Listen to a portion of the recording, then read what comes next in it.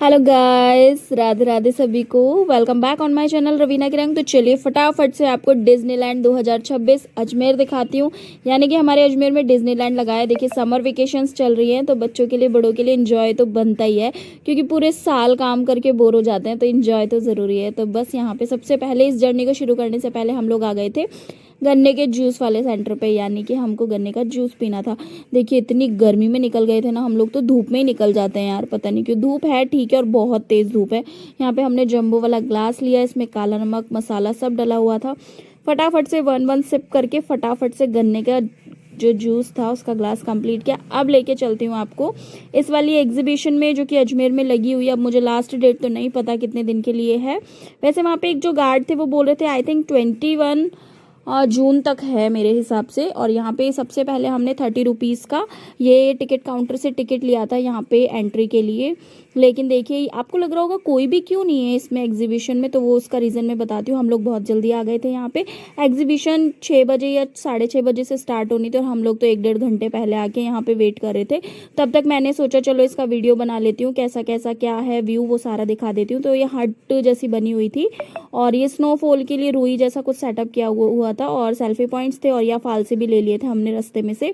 फाल से खाते जा रहे थे और व्यू आपको दिखा रही थी मैं। चलिए आपको एग्जीबिशन की स्टार्टिंग दिखाती हूँ। बहुत सारी चीज़ें थी, क्रॉकरी, पर्स एंड हैंडमेड चीज़ें भी थी और बहुत सारी खाने पीने की चीज़ें। देखिए खाने पीने की चीज़ें हर एग्जीबिशन मेले प्रदर्शनी सभी में होती है। यहाँ पे लेडीज़ और गर्ल्स के लिए बैंगल्स थे, यहाँ पे लोअर पजामे जॉगर्स और बहुत सारी चीज़ें। और व्यू तो इतना अच्छा था ना, वो पहले मैं कैच इसीलिए कर पाई, बाकी तो फिर नाइट में भीड़ हो जाती है और आप लोग नाइट में ही आइएगा। हम लोग तो जल्दी आ गए तो सोचा चलो आपको जल्दी का ही बता देते हैं। और धूप हो रही है ना इस टाइम।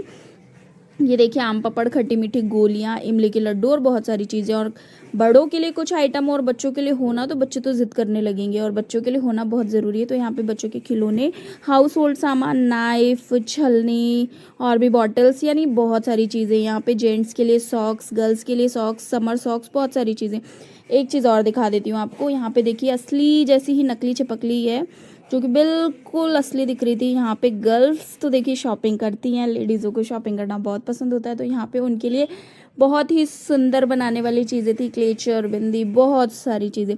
चलिए और आगे चलते हैं, फिर आपको दिखाती हूँ बड़े बड़े झूले। देखिए मुझे तो झूले में बहुत डर लगता है, चाहे छोटा झूला हो चाहे बड़ा हो, लेकिन इसीलिए मैंने झूला नहीं झूला, ना ही यहाँ से कुछ खरीदा, क्योंकि मुझे ये उतना पसंद ही नहीं आया एग्जीबिशन सच में। हाँ ये देखिए बहुत सुंदर सुंदर बच्चों के लिए झूले थे।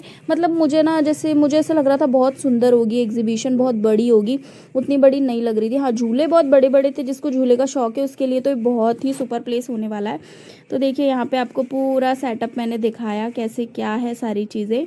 अब चलते हैं, आपको और आगे लेके चलती हूँ। फिर ये देखिए यहाँ पे इतने सारे ड्रैगन वाले झूले, ये कार हो गई बच्चों की, और वो जो ब्रेक डांस वाला झूला आता है, और इतनी प्यारी प्यारी चीज़ें थी। ये मग्स थे, कॉफ़ी मग्स जिसको पीना है, जूस वगैरह, बच्चों के लिए झूले और इतनी सारी चीज़ें थी ना।